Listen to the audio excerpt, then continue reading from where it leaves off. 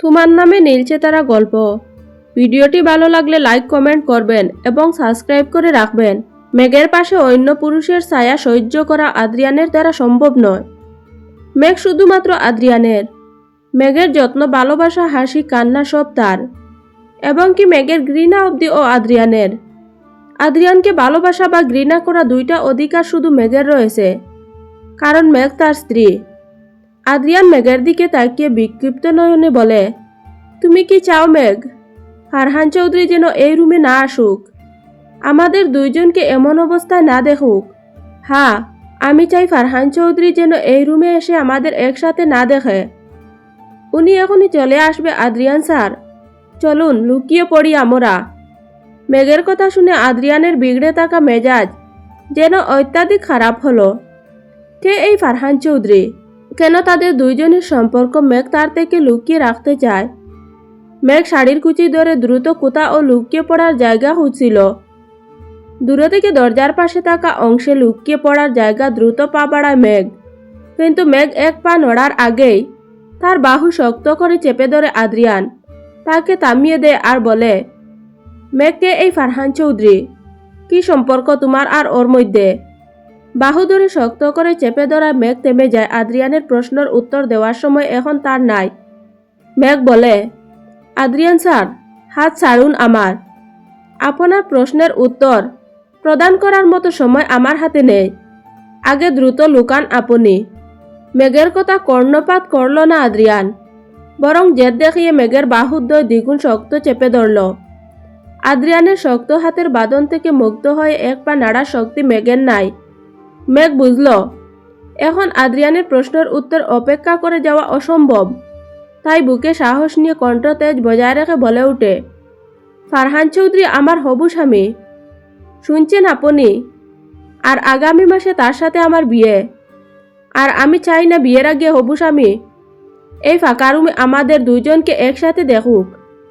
মেঘের বলা কথা আদ্রিয়ানের কানে যায় না, কারণ মেঘের প্রথম বলা হবু স্বামী শব্দটা যে মস্তিষ্কে গেঁথে গেছে আদ্রিয়ানের। নিজ মনে বেশ কয়েকবার শব্দটা আওড়াল আদ্রিয়ান। হবু স্বামী মানে 9 বছর আগে মেঘের বিয়ে হয়েছে আদ্রিয়ানের সাথে, আর এখনও তাদের ডিভোর্স হয়নি। তবে অন্য কোনো পুরুষ মেঘের স্বামী হয় কি করে? আদ্রিয়ান রাগ নয়, বরং বিস্ময়ের সহিত প্রশ্ন করল, ফারহান তোমার হবু স্বামী মানে? মেঘ, কি বলছো তুমি? আদ্রিয়ান যে বড়সড় একটা জটকা খাবে কথাটা শুনে তা মেঘ জানত।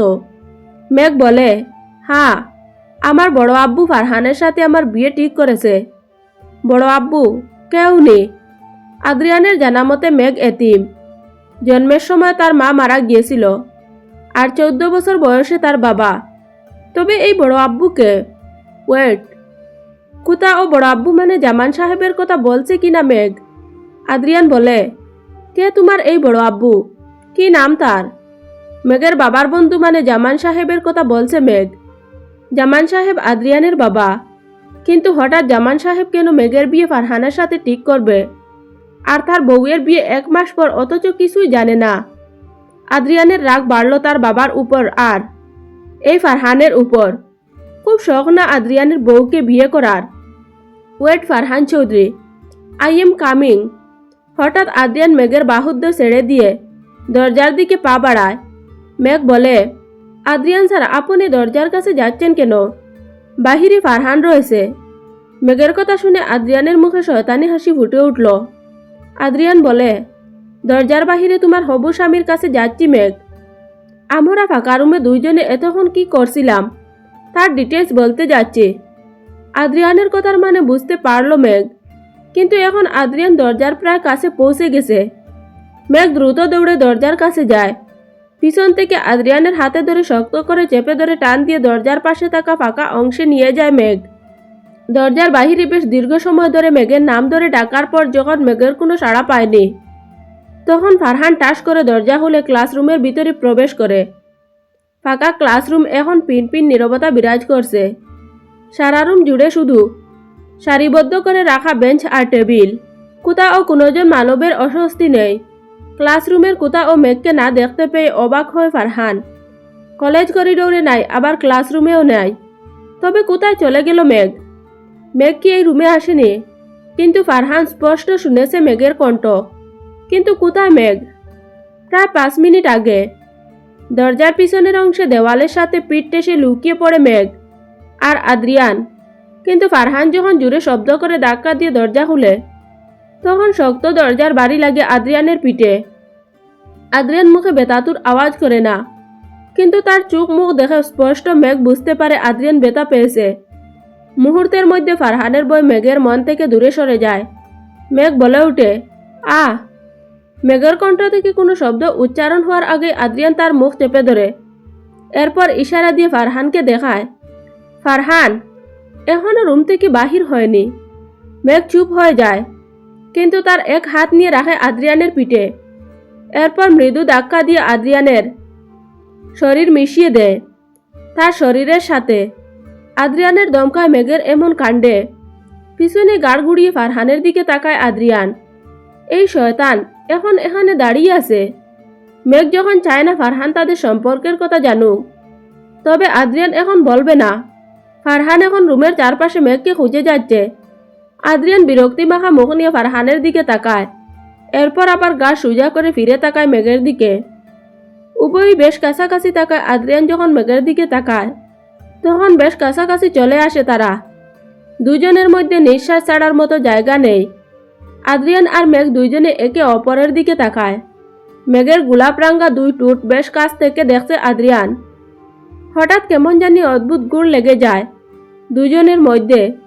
আদ্রিয়ান দেওয়ালে রাখা তার হাত ধীরে ধীরে মেঘের চুল স্পর্শ করে, তার কানের লতি ছুঁয়ে দেয়।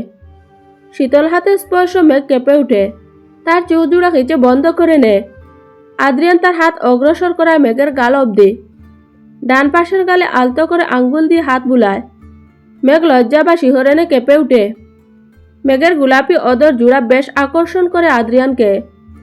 একবার তার টুর দিয়ে মেঘের অদর জোড়া ছুঁয়ে দেওয়ার তীব্র ইচ্ছা জাগে আদ্রিয়ানের মনে। নিজ ইচ্ছাকে দমিয়ে রাখা আদ্রিয়ানের দ্বারা সম্ভব হয়নি। বুড়ো আঙ্গুল দিয়ে ধীরে ধীরে মেঘের অদর জোড়া স্পর্শ করে আদ্রিয়ান।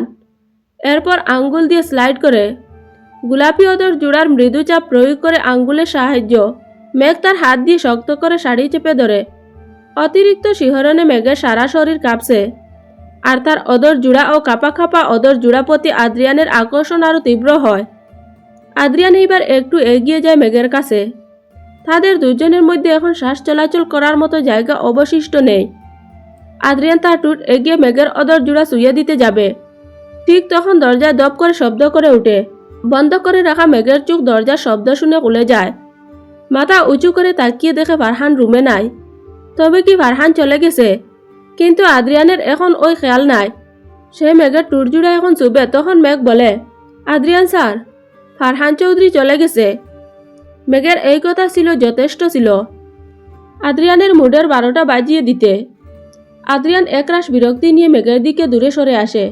ফারহানকে ইচ্ছামতো বিশ্রী গালি দিতে ইচ্ছে তার কিছুক্ষণ যদি রুমে থাকতো, তবে হয়তো সে বউয়ের সাথে রোমান্স করতে পারত। আদ্রিয়ানের বিরক্তি মাখা মুখ দেখে মেঘ টুট টিপে হাসল। এরপর বলে, এখন চলুন বাহিরে যাও। মেঘ আদ্রিয়ানের পাশ কাটিয়ে চলে যেতে চাইল, কিন্তু আদ্রিয়ান তার হাত ধরে থামিয়ে দেয়। মৃদু ধাক্কা দিয়ে দেওয়ালের সাথে মিশিয়ে দেয়। মেঘ চোখ বড় বড় করে তাকায় আদ্রিয়ানের দিকে।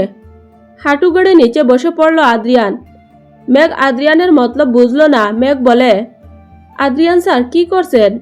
মেঘের প্রশ্নের কোনো উত্তর দিল না আদ্রিয়ান। মেঘের হাত থেকে শাড়ির কুচি নিয়ে নেয়, এরপর তা ঠিক করতে থাকে। মেঘ এখন বুঝল আদ্রিয়ান কি করছে।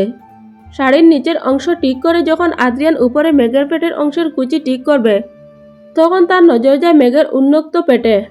আদ্রিয়ান ইচ্ছে করে মেঘের পেট ছুঁয়ে তার শাড়ির কুচি ঠিক করছিল, আর এদিকে আদ্রিয়ানের হাতের সংস্পর্শে এসে মেঘের দম বন্ধ হয়ে যাওয়ার উপক্রম। আদ্রিয়ান একবার তাকায় মেঘের চোখ মুখের দিকে। মেঘের এমন অবস্থা দেখে সে মিটমিট করে হাসছে। এরপর যখন আদ্রিয়ান শাড়ির কুচি ঠিক করা শেষ করে পেটে গুজে দিতে চায়, তখন মেঘ কাপা কাপা হাতে আদ্রিয়ানের হাত থেকে শাড়ি কেড়ে নিয়ে বলে, আমি একাই পারবো। আদ্রিয়ান ঠোঁট টিপে হাসে আর বলে, ওকে।